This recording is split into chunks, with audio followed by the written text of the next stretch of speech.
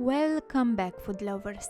For those new to my channel, I'm Adnana and today I will share with you my favorite cheese sauce recipe.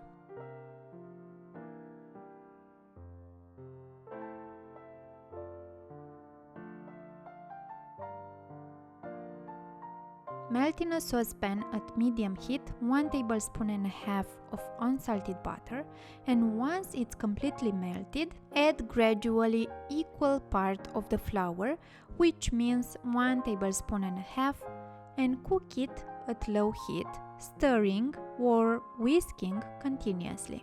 Add gradually 325 milliliters warm milk and stir or whisk until a smooth sauce forms.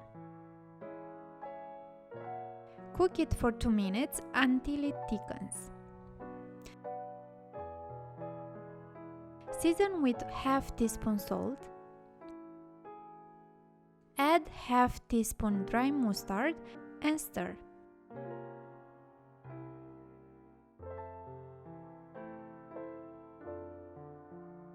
Add 60 grams shredded cheese and stir continuously.